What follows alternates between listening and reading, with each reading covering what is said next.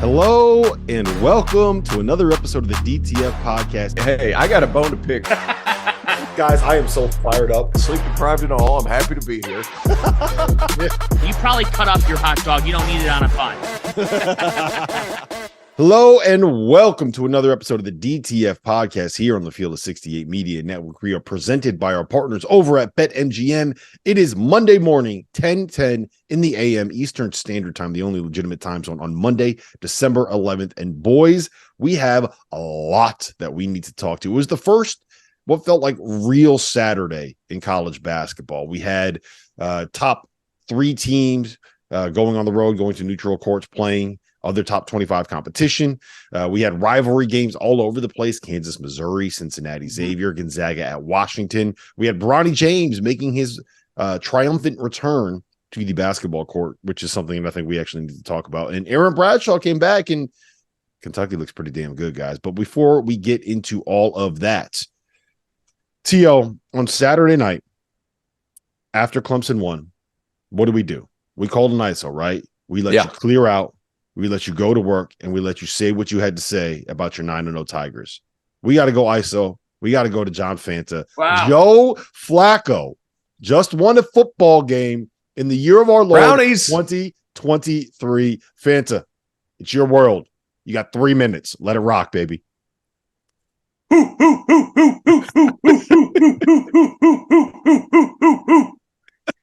Joe Flacco's 100th career regular season win comes as a Cleveland Brown.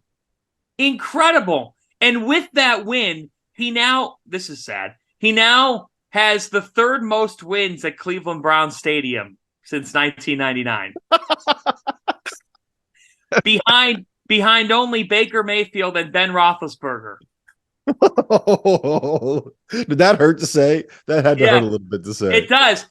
But what is so refreshing to say is that after years of turmoil and years of chaos and paying the starter $230 million, and he had a lot of rust, the Cleveland Browns have finally found their quarterback, and all it took was finding a 38-year-old who was on his couch 3 weeks ago eating Pringles to get to play the quarterback position and do it well. And the Cleveland Browns are 8-5 and in the driver's seat in that AFC wildcard.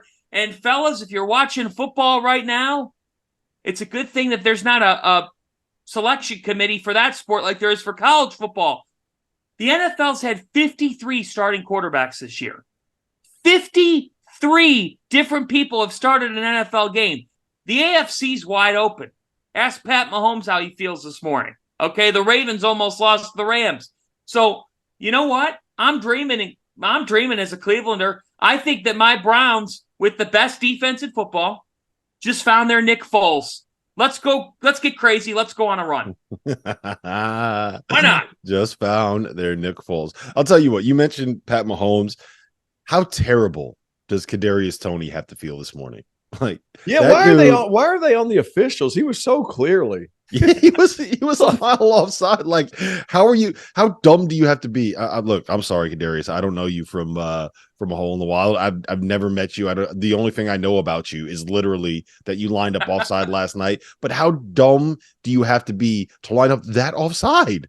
It was the most obvious thing I've ever seen in my entire life. What do they teach you every time you play football as a wide receiver? I played wide receiver and quarterback when I was little. Like, you always check with the official. Huh? I'd like to see that footage. Shit, you see nothing but a whole bunch of tutties, son. Don't you get me started. A whole bunch of tutties. Anyway, the first thing you do is check with the sideline official to make sure I guess you just quit doing that. He said he checked. He said that he checked. That's the worst part. He checked with the official, and then he was like that. He was like the slow kid who needed a 5-yard head start before the play started. Like, that's how far offsides he was. It was crazy. The craziest thing about it is that a lot of times when you see like incredible plays that get called back, it's because of the penalty is why like that play was able to happen. Like, you see a kick return for a touchdown that wouldn't have happened if a dude didn't get held or get blocked in the back, right? What happened on that touchdown, what happened on that play, it didn't matter if he was offside, right? Like, that had no impact on the outcome of the play. Right. But we lose like that's got to be what, like a top 10, 15, 20 play of all time in football. Like if it happens, have you ever seen that before? I've never seen anything like that before. That was awesome. It would have been one of those all-time great regular season plays. Now it's an all-time great regular season. Didn't happen. Just an Whoops. offense. That's just an offensive offsides. Yes. It's like, And I will tell you this. I had bet quite a bit of money on the Chiefs money line live. I saw that. So like last night when he was called offsides, I was doing one of those like holding on to the carpet as tight as I could to avoid tilting off the face of the earth. Right. Like that was one where it's like, yeah, you just cost yourself, your children's Christmas presents because of offensive offside. I didn't even know there could be offensive offsides. no more tuition. No more tuition. no more tuition. Kids got to go to public school. Public school and junior college. We're ready. Oh man! All right, enough about Kadarius Toney. He's probably feeling bad enough as it is. He doesn't need. It us will making fun of him. I'm going to call it now, and then we're going to all remember this. I hope. The last Sunday of the NFL regular season is going to be one of the great days in the history of the league because of the amount of scenarios that are going to be at stake. Mm-hmm. That's a good point. The playoff picture in the AFC is absolutely absurd. Like you go from teams 6 to like 12, and there's a whole bunch of teams at 7 and 6. It's going to be wilder than a bubble on Selection Sunday, which can be pretty wild. Yeah, be nuts. Yeah, it's going to be a lot of fun. And the best part about it is teams win their way in. There's no selection committee that's going to leave an undefeated team out, like another football. Bingo. Bingo. Look, one of the things I have on the rundown is a number of surprising teams that are still undefeated. We got to talk about Purdue and Arizona because they play on Saturday in what is probably a matchup between the two best teams in college basketball. Got to talk about Aaron Bradshaw. Got to talk about Bronny. Got some Monday overreactions for you. But first things first. Late on Sunday night, a story that started as a rumor turned into a complete a viral shit show, shall we say. There was apparently an altercation between Michigan's strength coach and Michigan's head coach or head coach in waiting, or however you want to phrase it, Juwan Howard. The reporting, the solid facts that we have from Brendan Quinn of The Athletic basically says there was a confrontation between Juwan Howard and strength and conditioning coach John Sanderson at a team practice. I believe it was Friday. It's currently undergoing a university review. There have been no sources have confirmed that punches were thrown in that altercation.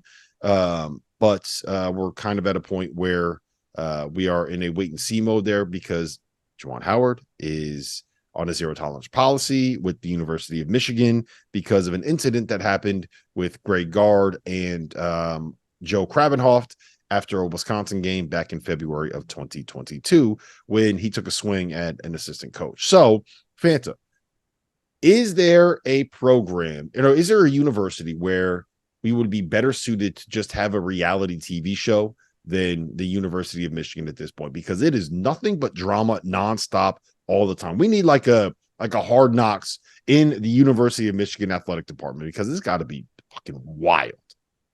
Yeah, it is insanity. And Brendan reported this, and I had heard the same from sources overnight, but Brendan reported it. So we'll go with what Brendan reports. He says multiple sources say claims of the punches being thrown in the aforementioned altercation are inaccurate. And I've heard the same that this was not something where it was a full-out melee or a punches thrown. I think if that had happened, I think that this would already have been out there. I think you would have already seen Ward Manuel take immediate action because Juwan Howard is on a no-tolerance policy after what happened with Joe Krabenhoft and the Wisconsin staff in that game in February of 2022. The fact is that it is clear that Michigan's athletic department right now is a three-ring circus. It is a full-blown circus. They have had the wildest, most dysfunctional year that a department could possibly have, and yet their football team is in the college football playoff. Now, their basketball team, you can't say the same about. And their basketball program right now feels like a program that has no sense of direction. And part of that is that Juwan Howard had heart surgery, and and going through that procedure was going to lead to a little bit of mystery here early in the season until he came back and had the head coaching job again. But what I think best represents the chaos of this program is the fact that this news all came down after a win. They beat Iowa. You should not have any sort of issues in the midst of winning a game or after winning a game, which also tells me that this wasn't some unbelievable distraction that kept the team from playing. Now, Fran McCaffrey getting absolutely pissed off on the other side sort of helps. We could talk about some of his temper and whatnot in Iowa. But for me, guys, we hit FranCon 1 there. It was FranCon 1. Yeah, I was big fan of that phrase. Big fan. Yeah, right. When he gets mad, he looks like the uncle that is in the wheelchair in Breaking Bad. Have we talked about this? When he gets really mad. Yeah. Yes. He looks like him. Ding, ding, ding, ding, ding. Right? It's bad. You do not want to get in Fran's way when you get, and he has to get restrained. Look, but his top lip stops working. It's only his bottom lip. Yes. By the way, the people on X and on social media who are now saying that Fran's seat is hot, you can get all the way out of here. The players that he's brought into Iowa and developed, okay, the Murrays, Luka Garza, stop. You're not getting that any other time. But here's my thing. The last thing I would say about this Michigan chaos, Rob, is that John Sanderson has been at Michigan a very long time. He has done a terrific job at the University of Michigan. He has developed a great reputation. He is very well liked.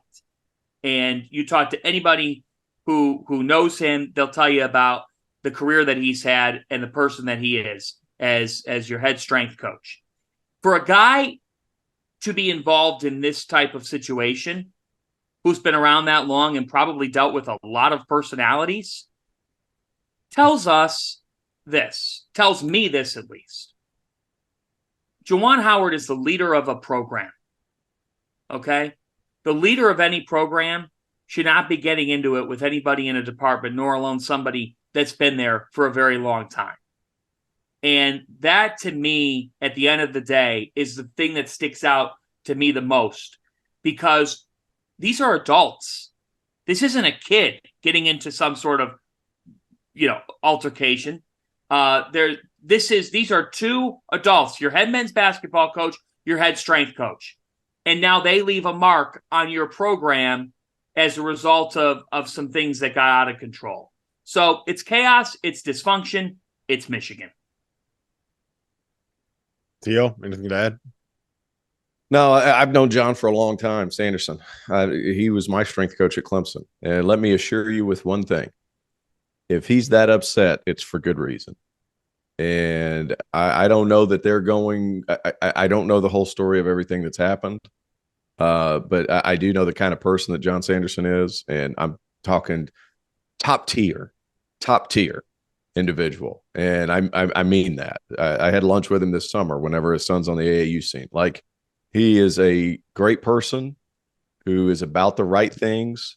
And I don't see a scenario where his reputation should be unrightfully, changed, because he is about the right stuff. He is one of the best in his industry. And I think Juwan might be in over his head. And I'm going to leave it at that. I will say this: the report from Brendan Quinn, and this confirms what I've heard as well, is that Howard's status as Michigan head men's basketball coach is unchanged. I don't think that this is something that will cost Howard his job, especially if it's true that there were no punches that were thrown. I think that if he had thrown a punch, he probably already would be gone, right? And I do think that this is going to be something where it's very difficult to get a Michigan man, shall we say, out of that seat, unless it's something where you really want to get him out, right? If they were looking for an excuse to replace him, then this would be the easy way out. And I don't think that they're doing that. That's what they're going to do. So I would be surprised if this resulted in a coaching change at Michigan. So I'm with you on that. But I would also say this. I think we're a lot closer to the Juwan Howard era being over at Michigan than we are with it continuing. Meaning, I don't think anything in the middle of this season is going to change. But it would not surprise me if at the end of this year, he moves on as a mutual type of thing. Back to the NBA, back on an NBA bench somewhere. I would not be surprised if that happened either. All right, let's talk about actual college basketball teams that are worth talking about at this point. You guys good with that? So I wanted to start with there are 7 undefeated teams left in the sport right now, and some of them are more surprising than others. Houston's undefeated, Arizona's undefeated, Baylor's undefeated. I don't think anybody's surprised by that. James Madison is still undefeated, and they have a win at Michigan State. So I guess which doesn't look all that great right now. But they're still 9-0 with a win in the Breslin Center, which I think says a lot. But the 3 teams that I wanted to talk about here, Oklahoma, what was more impressive, the win at the Breslin Center, the win at Kent State? Probably the win at the Breslin Center, because they just dominated them the whole game.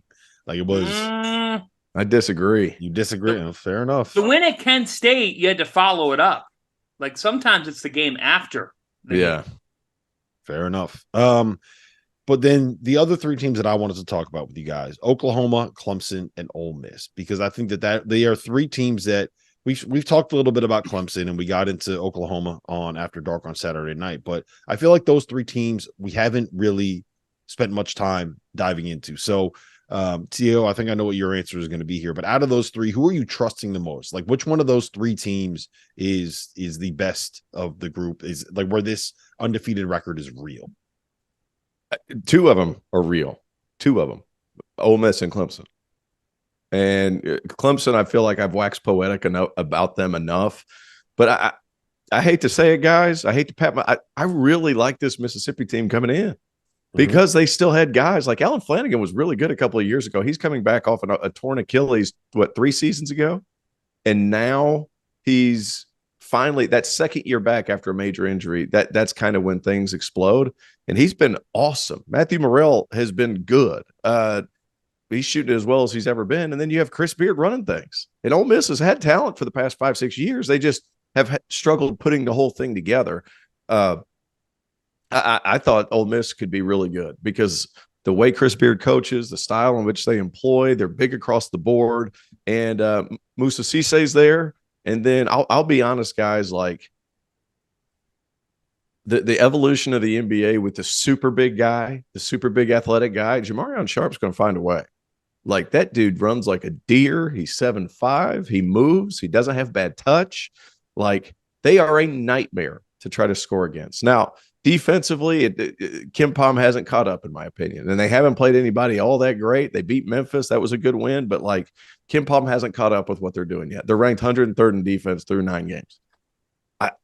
I can't find a scenario where a coach walks into Oxford, Mississippi, and it's like, I'm going to be able to score today, because look at all that length. Look at all the bigs inside. They have 2 elite shot blockers with Cisse and the big fella, Jamarion Sharp. I don't know why that name keeps slipping out of my head, but with Sharp and Cisse down there, that is a nightmare waiting to happen. That team will defend, and they've got enough individual playmaking to where I think they can win some close games at the end of the clock. Clemson's really good. I think they're going to continue to be really good. So here's what they've done. They beat Detroit Mercy by 1. They beat Sam Houston State by 3. They beat Temple by 1. They beat Memphis by 3. They beat UCF by 2. They have a 9-point win over Mount St. Mary's. They have an 11-point win over Eastern Washington, a 10-point win over Alabama State. Their only blowout was a 20-point win against NC State over NC State. So they've won 5 games that were single possession games. Yep. I think they're going to be fine. I think the fact that they're winning close games says a lot, because you have some of these talented guys that can score at the end of the clock and at the end of the game. Like, you have to have all that. Plus, they can crash the offensive glass with all that size. Clemson's really good. They have a lot of weapons. They've been really good despite Chase Hunter not finding his footing. Once he finds his footing, it's like, my goodness, there's 5 guys on the floor that can hit a shot all at once. And Clemson's going to continue to be good. They're going to continue to guard. But them and Ole Miss, I worry about Oklahoma a little bit because of the longevity of some of their guards. That's the thing that scares me.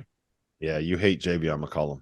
I don't hate him. I just think that small guards have a hard time in the Big 12. And when I say small, like Marquise Noel, that's the first person that everybody's going to throw out. He's like this stocky, short guy. Like Javion McCollum's frail thin. Yeah. I wonder if that's going to be Noel and McCollum were. I hope it does, but I wonder if it's going to be. But they don't. They were listed as the same weight, T.O. And McCollum has like 8 inches on Marquise Noel. So I'm saying he's a string bean. Yeah, go ahead, Fana. Well, but in my mind, if you're picking between these teams today, I respect the heck out of your opinion, but Ole Miss narrowly beating Detroit Mercy and Sam Houston State, whereas Oklahoma has averaged 84 points per game and only is allowing 63 per game and has beaten Providence, Arkansas, USC, and Iowa. Yep. I am not going to disrespect the Sooners. Don't disrespect the Sooners. Don't disrespect the Sooners. You know why? Porter Moser has a group that really fits him. He has a combination of transfers and sophomores. Sophomores that have taken a great leap, and the transfers who have fit right in. They have length. They're going to defend you. And Otago has become one of my favorite players in this sport. Because he's a dog. You're right. He imposes his will physically. You know what? Do you know what he's shooting from 3 this year? You know what he's shooting from 3? He's shooting 82% from 3. He's only taken 11 attempts, but he's shooting 82% from 3. That's T.O. on the Papa shot numbers right there. And they're averaging 8 3-pointers per game, but they're only giving up 5 made threes a game. So their perimeter defense has been very, very good. They're dictating games on the perimeter. They are rebounding the basketball quite well. I mean, their rebounding margin is close to plus 10. And guys, they do have dogs. I mean, Otago he's got a 215-pound frame. He's from Newark, New Jersey. Guys, if you're from Newark, New Jersey, you are tough. He is a tough kid. John Hughley, tough kid. Like, T.O., we talked about this last week, I think. Hughley did a lot of good at Pittsburgh. Yeah, he was good. Yep. He's a good player. Mm-hmm. And McCollum was a steal. And you know, you could talk about how you're concerned about how he's going to hold up in the Big 12. And I get those concerns. But, like, you take a look at this team, and I don't even think Milo Suzan's even fully broken out yet. Like, he's their 4th leading scorer. They thought he could be their leading scorer, 2nd leading scorer. The point, they've got balance. They're not one-dimensional. They do it on both ends of the floor, and they're 19th in KenPom right now. So I'm taking Oklahoma here. I'm going to raise the Sooners flag.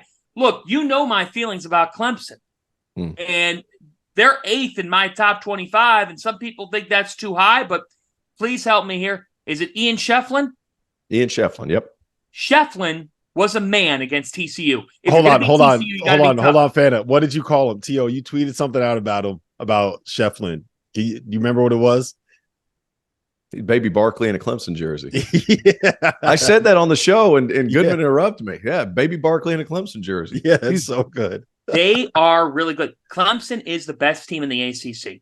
I actually agree with that take, Fan. I think that they are the best team in the ACC. I know it's early, but it's never too early to fire off a hot take. And this is where I have to mention Vaulted. Vaulted is an app that allows you to participate in daily cash prize pools without an entry fee. That is VLTED, Vaulted. The thing you're going to like about it, it's got a challenge feature so you can prove that you are smarter than your friends. Download the app, store your predictions, and join daily cash prize pools today.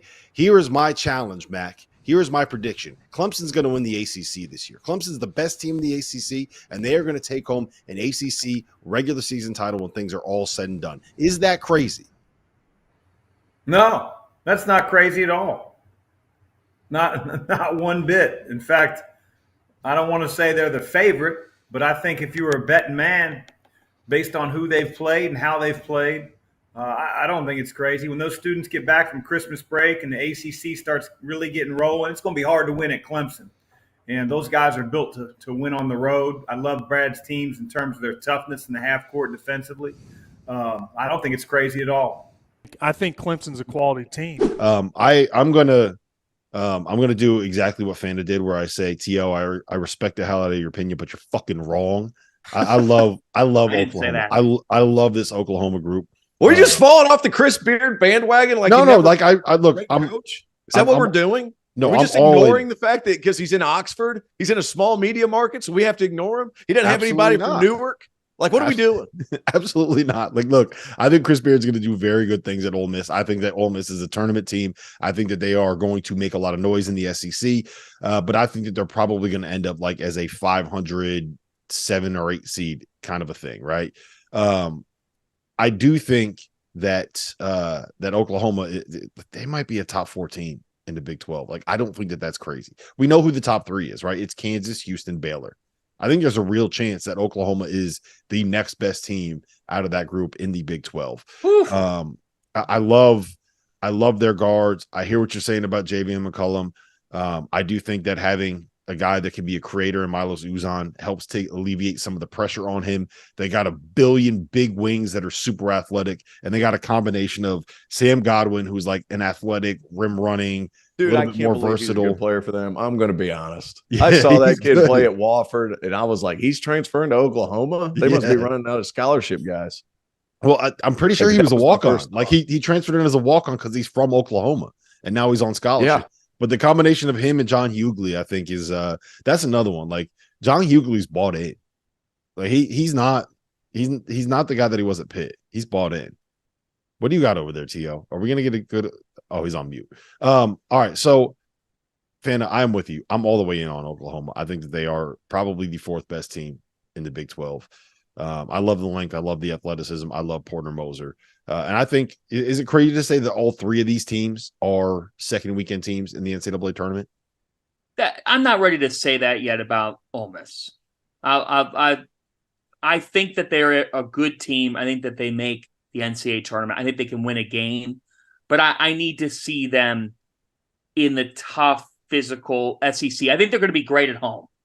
I think that we always thought that Beard would take over there. He would reinvigorate that fan base, get Oxford going, and that's what's going to happen. But Oklahoma and Clemson, you're not going to get objections from me. I mean, to me, what makes Clemson so good is they're balanced.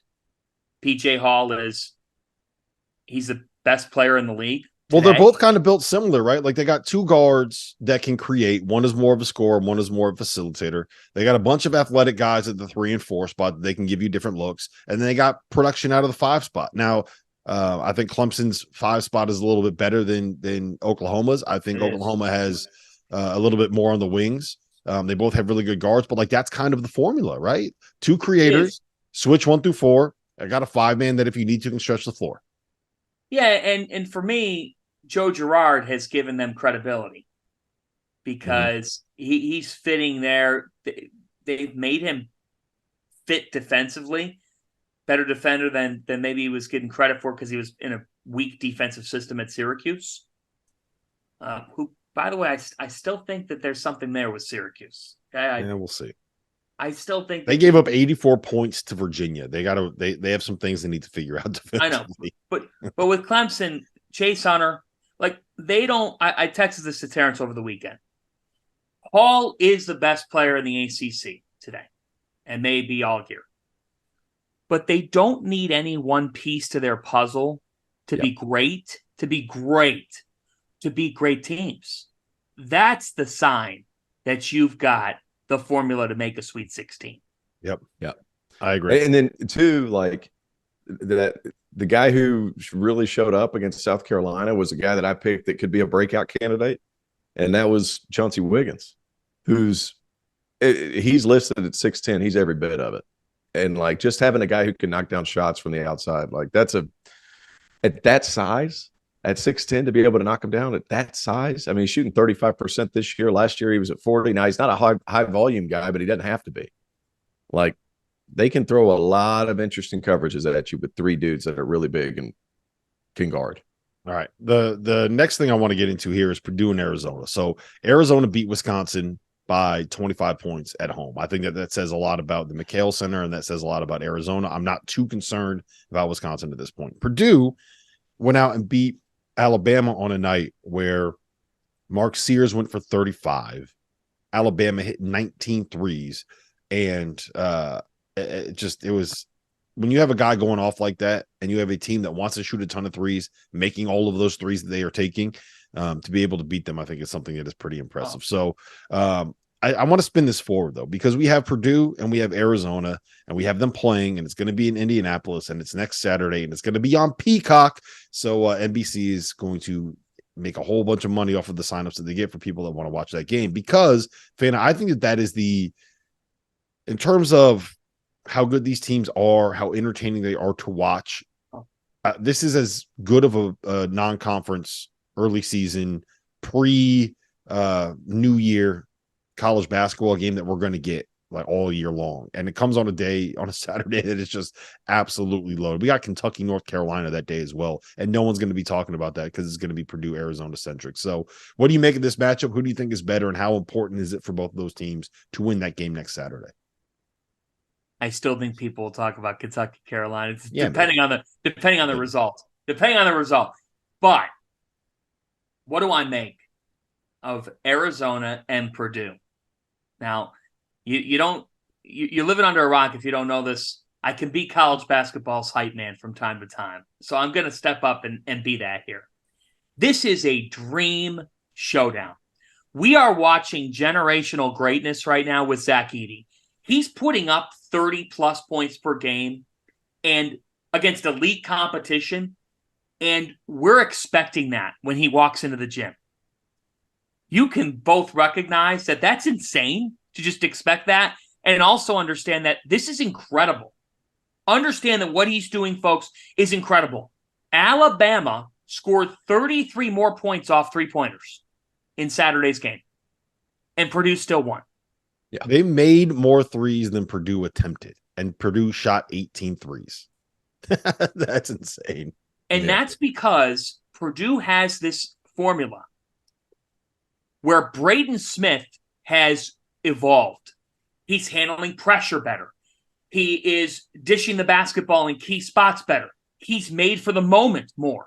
That when the game gets late, twice against Alabama got within a possession in the final 3 minutes. And Braden Smith was a killer. He hit a gutsy runner in the lane. He hit a cold-blooded three. They're now getting the complimentary play. Lance Jones was a good ad.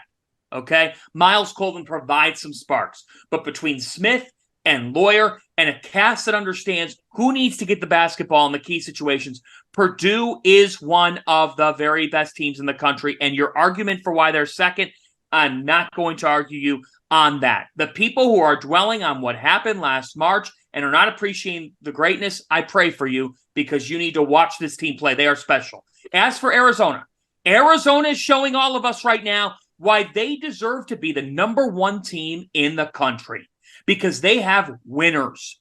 T-Shot Johnson was a portal crush.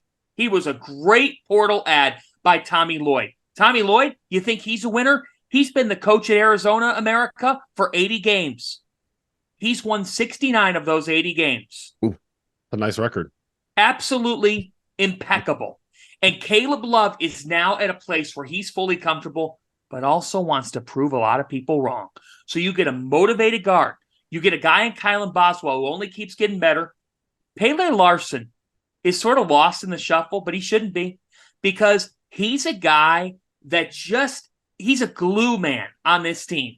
He makes things come together. And Umar Ballo kind of got off to a slow start to the season, fellas, but I thought on Saturday really imposed his will. And now he's figuring out, like, Azuolas Tubelis is no longer here. I'm that guy at the 5, and I'm not coming out in these games. I just got to go. They've got balance. They've got an elite coach. And Saturday, I actually love that this game is in Indianapolis. Gainbridge Fieldhouse used to host the Crossroads Classic when Indiana, Purdue, Notre Dame, Butler all came together on this Saturday. And that place can get rocking. I think it's going to be obviously a Purdue-heavy crowd on Saturday. This is a golden chance for Purdue to shut a lot of those people up that continue to somehow doubt them, which makes zero sense. And for Arizona, I'm going to call my shot right now. I believe that this team will beat Purdue, Florida Atlantic, and Alabama, and it's going to keep on rolling. I think this train has only just begun. I think they are the clear number one in college basketball, and they're going to continue to show it. It'll be a hell of a game. Going to be a hell of a game. How about both teams ranked so high nationally in rebounding? You want to talk about a war on the boards? Mhm. My God, it's going to be physical. And here's the thing. I think, you talk about pace. Arizona is one of the fastest teams in the country, and they're scoring offense. Their possession length's like less than 15 seconds. That's hilarious. And then they're going to have to play against a team in Purdue that's substantially slower. And I understand, averages can bring it down. It brings it down to 17.4 seconds, but that's not what Purdue likes to do. That's an occasional fast break layup that kind of tinkers with the odds a little bit. But all of that being said, like, this is going to be a great game.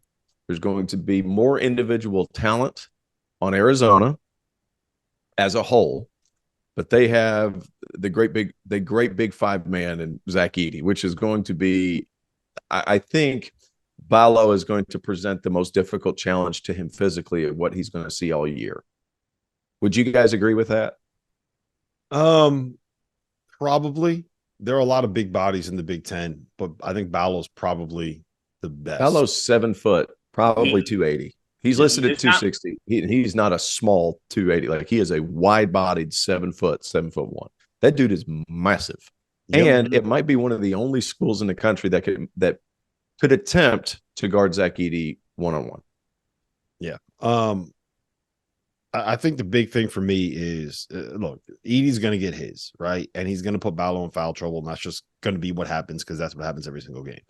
My big thing is going to be how Braden Smith and Fletcher Lawyer and Lance Jones handles that defensive perimeter pressure that you're going to get from a Kylan Boswell and a Caleb Love and a Jaden Bradley and a KJ Lewis. Like, those dudes are tough. They are physical. They are strong. They are a menace on the perimeter defensively. And the one thing that we've seen from Purdue's guards is, like, that's how you can beat them, right? Is you can make it so that those entry passes into Zach Edey are difficult. You can make it so that they can't turn a corner off of a ball screen. So that's the best. That's the best way to, like, guard the post. Yeah, is, like, make it impossible to get it in there. Yeah, make them like start that. That's the thing. People are like, "Well, how do you guard Zach Edey?" Well, you don't. It's not necessarily just guarding Zach Edey. It's making sure that Zach Edey catches it at 12 feet as opposed to 8. Yep. Like, he catches it at 8 feet, you can forget it. But if Arizona's guards are able to push them out and make those entry passes past the NBA line, that makes, if you make that offense function further away from the rim, that's a huge deal. And Painter's great about putting them in spots to where they catch it close. Arizona has those guys around the perimeter, Keyshawn Johnson, some of those guys. Like, Caleb Love's not a small dude, and he's bought in. He's bought in. He's only that's what I'm saying. Like, three. Kylan Boswell is built like a freaking running back. Yeah. Oh, yes, he And is. he can play free safety. Like, they're built like that. Yes. Go ahead, Fana. Tempo, very important to this game as well. I mean, I look at these two teams, and Purdue is 144 in adjusted tempo. Arizona is fourth. Mm-hmm. Fourth in the country. So you're talking about maybe the two best teams in the sport, and there's a 140 spot difference in their tempos. That tells me Purdue's got to get this game to their liking. You're right. They got to feed Edey early, get Ballo in some foul trouble, and then off that have the guards be ready to get pressured by Boswell and by Love. This is a really important game for Purdue's guards to be able to dictate if Purdue's going to win this game. Because if you let this be a free-for-all, here's the one thing. Alabama's good prep for Purdue to now face Arizona, because Alabama, go. Alabama knew the only way we're going to win this game is by outscoring this team. They tried, and they came up just short. But Arizona's going to provide more defensive resistance to Purdue than Alabama can do right now. Alabama's just they're not a good defensive team in the here and now. No, they can't guard. That's the big thing. Yeah, that's the big thing with Arizona, is Arizona can get after you on the perimeter. I think we're going to learn. I feel great. Fanny, you mentioned this about Braden Smith. I think he's been fantastic this year. Right. I think we're going to learn a lot about him and what he is in this game against Arizona. And I would say this. Let's not overreact. Our job is to react. No, fuck that. We're overreacting. That's what we do. Dude, it's Overreaction Monday. What are we talking about? Yeah, you got to overreact. This is why John Fanta gets paid the big bucks to overreact. Yes. Yeah, you're supposed to fire us up. You're the hype man. I am Well, the You're the self-proclaimed college basketball hype man, and we can't overreact. What are we doing here, Fana? That's true. Not this world. This is a make-believe world. I look like I'm in Miami right now. That's true. I feel all weird. I'm confused about my own reality. And you didn't wear sunscreen out there. You didn't wear sunscreen out in Miami either. Hey, you know what? I'll overreact to Carolina, Kentucky. I'm not, well, that's what we get paid to do. No, I mean, we'll react. But if Purdue loses, you all know what's going to happen. They can never win this game. Okay. Yeah. Well, that's what we all said about the Marquette game, and look how that kind of worked out. I mean, if you look at what Purdue's actually done this season, I know that they lost to Northwestern, but they beat, and I'm going to give you KenPom ranks here, number 5 Marquette, number 9 Tennessee, number 12 Gonzaga, number 13 Alabama, number 45 Xavier, and number 58 Iowa. And all of those wins were it wasn't like fluky. There wasn't mistakes. There wasn't some team gotten fouled. Like, that was Purdue went out and won those games. And their only loss came on the road to number 41 Northwestern, when Northwestern's point guard had an all-time performance. All right, Fana, you mentioned Kentucky, and I want to dive in there because there were two guys that kind of came back this weekend. I know Aaron Bradshaw's first game was during the week, but he had 17 points, 11 boards, 3 blocks in a win over Penn for Kentucky. We're going to talk about Bronny here in a second, but T.O., Bradshaw, with him in the fold, how does this change? Does it change what Kentucky can be? Does it change the way that you view this team, big picture? Yeah, I think so, just because he provides some rim protection. I think Trey Mitchell's a very good player, but he's not like the most athletically inclined to get up there and block one that's at the top of the square. Aaron Bradshaw provides that, and he's got some pretty good skill too. Man. Look, I did not realize. I forgot how big he was until you see him out there, and it's like, holy shit! That, like, one, that dude's got the longest legs probably on the planet, and two, like, he's all arms and legs. Yeah, he's making these. He's got like this short little torso, and he's got 7'1" worth of legs and arms. Like, it's crazy. Yeah. And here's the thing too, is like when we go and watch people at the Peach Jam, like every kid in that building is so big that you don't like. Sometimes you have a hard time differentiating who's 6'10" and who's like 7 foot, 7'1". He's a big dude, and he provides a different lob threat, some vertical spacing that Trey Mitchell doesn't provide. And I'm going to be honest, it looks like he can shoot it. It looks like he can shoot it. Is Cal going to let him shoot it a lot? I hope so. Depends on his consistency in practice. That all being said, he looks like he can shoot it. I think he provides something different, if nothing else. I love what Kentucky's done offensively this year, going 5 out and letting Trey Mitchell kind of figure it out, kind of trying to do the little bit of the same thing that Marquette does with Oso Ighodaro. Like, they extended a little bit further out. They're not as good at it, but they have probably some of the most talented freshmen, or not probably, they do have the most talented freshmen in the country as a collective unit. And they have, with Bradshaw, they gives them something else, and they're still waiting on one more. Like, that's the crazy part about this. I hope that they continue to go 5 out. I hope that they don't play them together because I think the quickness and the ability to get to the lane at will has really made Kentucky look good at times this season. Yeah, the big thing, Fana, is going to be if Justin Edwards can kind of come good and look like the guy that's going to be a lottery pick, it'll make it a lot easier for Cal to say, okay, we can put you in at the 4, and we don't have to play Trey Mitchell and Aaron Bradshaw together. Right. And more than anything, the reason why Kentucky has lived up to the hype for the most part to this point is because they're knocking down perimeter shots, and they're getting that perimeter shot making from Robert Dillingham and Reed Sheppard. Those guys are able to get a little bit hot, and when they hit a 3, it feels like 4 or 5. Right. Mm-hmm. So for me, Dillingham, he had 3 threes against Penn. Sheppard comes in off the bench. He only hit 1. But Reed you can't just call him a shooter right now. He's jumped into first-round draft boards because he affects winning. He impacts winning. So the fact that you can bring him in off the bench, you can bring Dillingham in off the bench. Like, I like the dynamic of their team right now. And Bradshaw, none of what he did over the weekend against Penn was necessarily surprising. It's just how quickly it's happened. But right. John Calipari didn't back away from it over the summer. Like, he didn't bring up Sheppard as much, but he told us all Bradshaw could be the best of the bunch. Yeah. So the fact that they were doing what they were doing now, Now, Big Blue Nation's going to be mad at me. I know they're going to be mad at me, and I get it.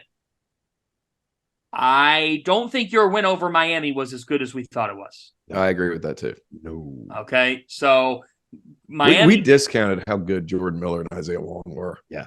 You can't just plug and play like guys like that. Exactly, from a Final 14. So, but also we shouldn't totally discount. We shouldn't count out the Colorado Buffaloes because that's a really good team. And they could be special.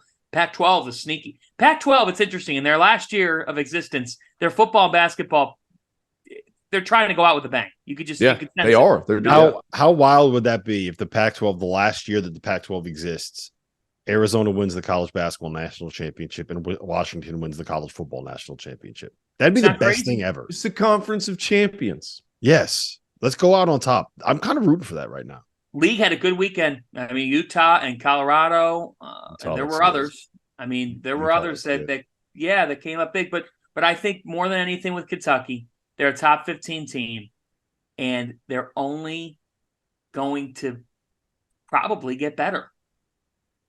Now it's on the coach to get this formula 2 times what it is today. I want to see their in-season growth. You think these kids are only going to keep on coming in their own? So your take in the preseason about national title contenders is now it's in realm. It's within the realm of reason. Now it's about being consistent. Well, here's what Cal's job is now. It's figuring out how to iron out the floor, right? How to get rid of being the team that blew a 14-point lead in the second half to Kansas, where you're the team that was up by 14 over Kansas on a neutral court. Getting rid of the performances, especially defensively, like against UNC Wilmington, where you give up 80 points in your own building to a mid-major program, right? And finding ways to be the team that, look, I know that Miami is not the Miami that we thought they were a week and a half ago, but you still blitzed them in the second half, right? You still put up 95 on them. Finding those performances and being able to get the floor so it's a little bit closer to what you are when you are your absolute best. Because when they're their best, I think that they can outplay anybody in college basketball for 20 minutes. I don't think that's a hot take. I don't know if they can put together 40 minutes, and I don't know if they can put together a 6-game run where you don't have an awful 20 minutes, 25 minutes, 30 minutes. So it's about finding that level of consistency. As you guys know by now, we've partnered with BetMGM Sportsbook for this college basketball season. We're going to be using BetMGM lines to make all of our picks and predictions throughout the college basketball season. And we are going to have special offers for you, the listeners and the viewers on the Field of 68 each and every week during the season. If you haven't signed up with BetMGM yet, use the bonus code FIELD1500 and you will get up to a $1,500 first bet offer on your first wager on BetMGM Sportsbook. Here's what you got to do. Download the BetMGM app. Sign up using the bonus code FIELD1500. Deposit at least $10 and place your first wager on any game. You will receive up to $1,500 in bonus bets if that bet loses. Just make sure you use the bonus code FIELD1500 when you sign up. And remember, BetMGM is now available under one wallet in select states. As a New Jersey resident, this is super convenient for me when I have to go cover games in New York or Philly. When crossing state borders, just log into your existing account instead of having to create new accounts in each state that you go to. And most importantly, I got to let you know, we do have some fun stuff coming up for this college basketball season. Bet insurance tokens, college hoops odds boosts, my personal favorite, parlay odds boosts. So download the BetMGM app today. Fana, Bronny's back. What did you make of his first performance?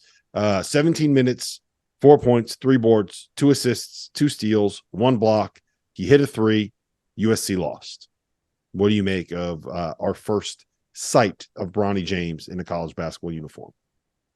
So I said this yesterday before the game. The story alone yesterday was the fact that a player, let's remove the label for just a moment, but a player who suffered a major cardiac incident 5 months ago was stepping on the hardwood to play a basketball game. That alone is an accomplishment. It should be celebrated. It was great that he got to play. Now you factor in the fact that that's LeBron James' son. On an NFL Sunday, it was generating significant amount of publicity for college basketball. That's never a bad thing. It's a good thing for the sport. But how we evaluate him is something that I think is very important. Bronny James was not going to be this absolute bucket-getting scorer on this USC team who was going to be a 20-point per game, even a 16-point per game guy. If he turns into that as the season goes on, I'd be shocked. That's not what he is. He is going to make some winning plays. He's not going to be a liability on the floor because he's the son of one of the greatest athletes in sport history, son of one of the smartest players in the history of basketball. By the way, in-season tournament MVP. And Bronny... Jordan never did it. Jordan never did it. Right. Bronny, to me, that chase down block, the understanding of the system. You're in your first college game. There's a lot typically for a freshman to grasp. Sometimes a freshman could look totally deer in headlights. They still do. Some guys that are in game 8 or 9 still do. He didn't. The majority of them still. The majority of freshmen look like freshmen. And that's what Bronny has going for him. Is he going to light the world on fire offensively? No. But does he have a feel for the game? Yes. But I'm not going to overreact. I mean, I'll be candidly honest with you guys, okay? I have an immense amount of respect for the people, some of the national people who were covering the game yesterday. But to be talking to us every 2.5 minutes about what Bronny was doing, it was a lot. It was a lot for a guy who made one field goal attempt and made 3, but converted on one shot and did a couple. Who's on the game? It was on Pac-12 Network. It wasn't about the people calling the game. It was more about like some of the tweets in game of him sitting down on the bench. Like, okay, we get it. Like, yeah. Let's. But that was always going to happen with him. Like the biggest thing with Bronny is the fact that his name is LeBron James Jr., the fact that his dad is who his dad is. And it's kind of like it's a little bit on par with Travis Kelce and Taylor Swift. And you just know that whenever you watch these games, there's going to be a certain level of coverage that devolves to just that, because it's what social media in general, it's what casual fans, it's what people that aren't here because they love college basketball point blank period are going to want to be paying attention to. So like that's just, we knew that was going to happen whenever he first set on the court. And the fact that he went through this health scare and he came all the way back, like that was inevitable. And I think the fact that it was on an NFL Sunday when we had literally at the same time, Travis Kelce and those Chiefs were losing when all of this was happening, I think it helped limit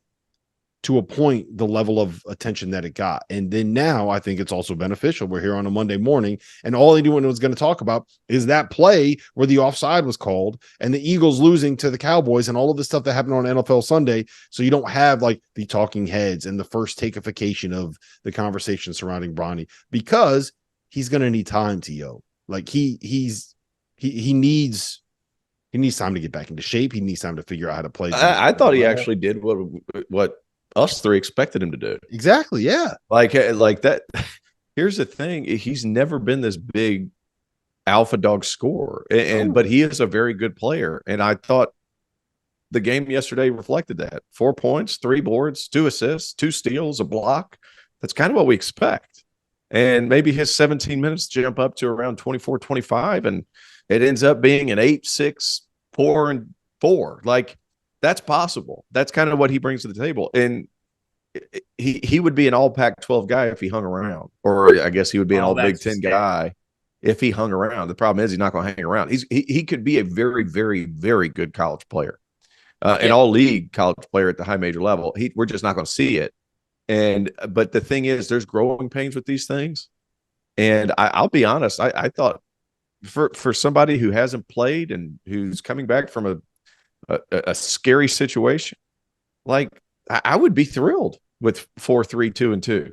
Yeah, he thrilled. played well. In 17 minutes, he's playing alongside 2 guards that are going to take the bulk of the shots. Like Isaiah Collier and Boogie Ellis combined for 29 shots, 9 and 29 from the field. Like how many basketballs you got, boys? How many basketballs you got? Like he's going to be a star in his role, and he's going to do the other things. They did lose but the we game. do that, huh? USC lost. They did. At home to Long Beach State. Who also went in and beat Michigan on the road. Marcus Soshonis, 28 points. He had 35 at Michigan. Maybe He's a stud. Maybe Long Beach State is the new FAU guys. Well, Maybe. they did something. They did something Louisville couldn't do, and that's win at DePaul.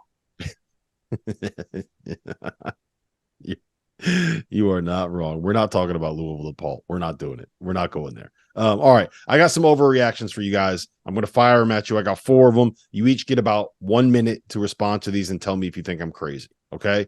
Overreaction number 1.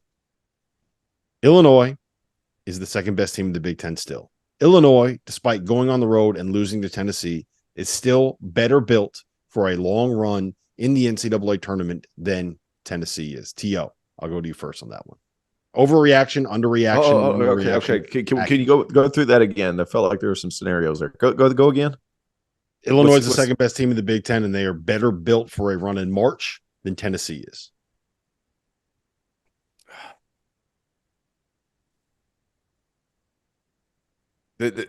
No. I don't think so. I think Tennessee is going to be able to make the second weekend just by beating everybody up and beating up on some of these teams they get matched up against. Like Tennessee's so physical. I think Dalton Connect changes things a little bit for them, and Tennessee knows exactly what they are all the time. And even though there's going to be times where they're going to stink offensively, they're going to go on magical 6-minute runs where they can't even find a shot. They're still going to be able to stay in games and keep it close. And I think they have a closer this year with the ball in his hands in Dalton Connect. Not saying Illinois doesn't have that, but it has more to do with my faith in Tennessee than anything else. Fanta? So Illinois being 2 in the Big Ten, not an overreaction, proper reaction. I mean, they went into Knoxville, and Marcus Domask shot 2 for 11, and they were in the game. They were in the game at Tennessee. And Coleman Hawkins has got a shot economized better if he's not going to make threes. I mean, he shot 10 threes on Saturday. He made 3 of them. I thought he actually played better, but that's because his 3-point percentage has been awful. So they've got to figure their way through that. And the point guard play, this is why. Tennessee, your Illinois, Tennessee, that on Illinois being better for March, that's an overreaction. Tennessee, this might be my favorite Rick Barnes team. And they've lost 3 games. And I don't care because they've played one of the toughest schedules in the country, and they're more fit to win big games because they can score the ball. I thought Rick did a great job in the second half of Saturday's game because Illinois was starting to control the way the game was being played. And Rick Barnes said, you know what, enough. I'm setting Dalton Connect up off screens, off the ball, and we're going to get him the basketball in advantageous situations for him to score. Once he started scoring, Zakai Ziegler's starting to look more like himself. Santiago Vescovi is coming into his own in this season. And they're getting Josiah Jordan-James, by the way, who had a nasty, nasty, nasty dunk in that game Saturday. He's just a great energy player. He gets what Barnes wants. So, to me, the reason why I like this Tennessee more than Illinois in March is because for the first time in what feels like forever, Tennessee actually has reliable offense from game to game. Mm-hmm. All right. Overreaction number 2. Gonzaga is not a top 15 team, and St. Mary's, when it is all said and done, will end up winning the WCC this year. Fanta, is that an overreaction? St. Mary's, by the way, went on the road and beat Colorado State. Gonzaga went on the road and lost to Washington. It's an overreaction. That was Washington's Super Bowl. They hadn't beaten Gonzaga since 2005. Mike Hopkins had to win that game. Washington has no other marquee non-conference games left. So they had to win that game because he's on the hot seat this year and has to win, and he did. And Washington did. And credit to Keon Brooks and Severe Wheeler. But I'm not riding away Gonzaga when it comes to St. Mary's. St. Mary's has been way too inconsistent for me to bet on them to win the WCC over Gonzaga. Now, is there value there? There probably is value there. But T.O., overreaction. I still like the Zags to be a top 15-ish team, and I still think that they're going to end up winning the WCC.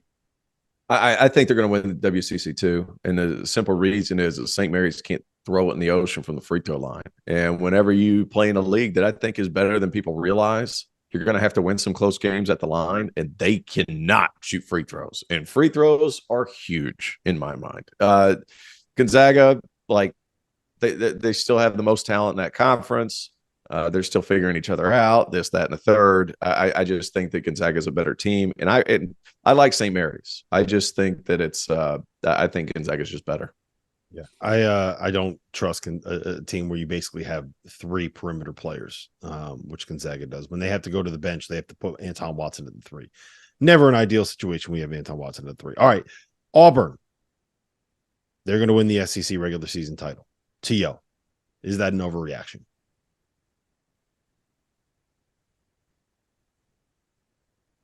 No, not a complete overreaction. They're defending. Yes. Bruce has done it before. Not a complete overreaction. They've got scores. They're deep. They play a lot of bodies. Different guy can do it on a given night. I'm a fan. I mean, he's just done it before, so there's no reason why they shouldn't. And they've got Janai Broome, who's playing well. I'm a big fan of Dylan Cardwell whenever he comes in the game because he just knows what he's there for. That dude is he's like, hey, I know why I'm here. I'm gonna get all 5 of ththese fouls in. They're gonna be nice and good ones too. Like, you're gonna feel these fouls whenever I come in the game. And then they've got some guys that can create some things. Aiden Holloway to me is one of the better freshmen in the country, and I just feel like they're a really good team. I don't see why not. And I think depth over the course of a long conference season, depth is crucial, and Auburn has that. Tio, the one thing I want in this world is Clemson to play Auburn so we can see a clash of Ian Shefflin and Dylan Cardwell going to the glass against each other. That'll be a war. That'd be a lot of fun. Some bruises. Fanta, overreaction or no? That will be fun. That would be a lot of fun if Auburn met Clemson. You guys remember what happened the last time that Auburn and Clemson played? Clemson won. Pretty astounding fashion. Well, and that's just it. I mean, so how much am I going to overreact? Okay, so Indiana, Sam Vecenie tweeted this, and he's just so right. He's like, Auburn comes out of the hopper, and they set a ball screen for Holloway, and Indiana goes under.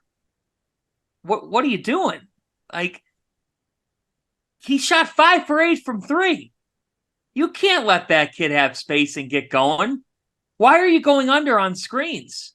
I don't know what that was, but I just saw Indiana, for a team that I actually think is not bad defensively. Like, they can't shoot the 3, but they are not bad defensively. They gave up 104 points. They looked scared. Okay, I said this on After Dark.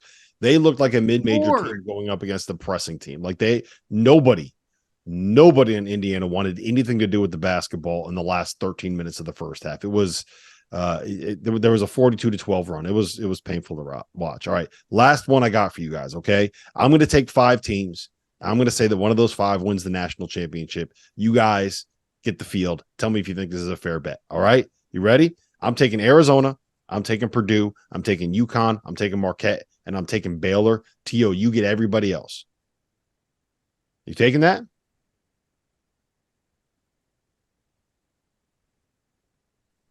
No, I think it's going to be one of those 5. You think it's going to be one of those 5? Yep. Fanta. Hold on. Your teams are who? Arizona, Purdue, UConn, Marquette, and Baylor? Yes. So I am giving you Kansas. I'm Kansas, giving you Houston. Tennessee. You get Kansas. You get BYU. You get Tennessee. You get Auburn. You get Gonzaga. You get Wisconsin. You get everybody else. You get everybody else. You get Duke. You get North Carolina. You get Ole Miss and Chris Beard, T.O. We're not gonna win national championship. Okay. Because I've always been told it's dumb to bet against Bill Self, and you didn't include them. Yep. I'll take the field. I'll take the field because I really do believe that Kansas or Houston can also cut down the nets. Houston, the issue with Houston is they're 10-0, but who have they beaten? And that's why it's been hard to really we have not done a deep dive on them because we don't have a ton of sample size. We really don't. I mean, the Charleston Classic, that field ended up being weak relative to other MTEs. Yes. But LJ Cryer and Jamal Shed and their DNA will lend itself to being in any game. But this sport is draw dependent. It is. It depends on who you draw in March. Today, I'll take the field. I am still going to die on this hill. Okay? I still fully believe that Creighton is going to make a very deep run and could get to a Final Four because I just like that group of kids.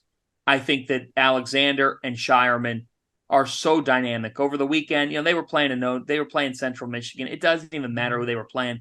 That duo combined for 17 assists in a basketball game to 0 turnovers. So they've got ball movers. They've got balance. They don't necessarily have depth, but sometimes that's a little bit overrated. And Isaac Trout keeps getting better, fellas. So I'm going to take the field because of Kansas, Houston, Creighton. And I just think this sport lends itself to chaos. Isaac Trout has the highest offensive rating in college basketball right now. Isaac Trout does? Yep. Who's he play for? You know what I mean? Like, yeah. That Creighton team, remember last year, their season arc. This was actually the time of year that we were really falling out on them. And then look where they ended up. They lost 6 in a row. I know. 6 in a row. We deserve to be falling out on them.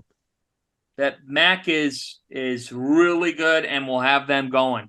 I mean, they really could do damage. Yep. All right. Well, listen, guys, I got to hit Muscle Beach. What are we doing? I was going to say, this has been the DTF podcast. We covered a lot of ground today. Tio's got to go. He's got to go work on his tan. He's got to go get a Mai Tai. So make sure you hit that that like button, hit that rate button, hit that subscribe button, do all those things that make us happy as podcasters. And we'll see you guys again next Monday for more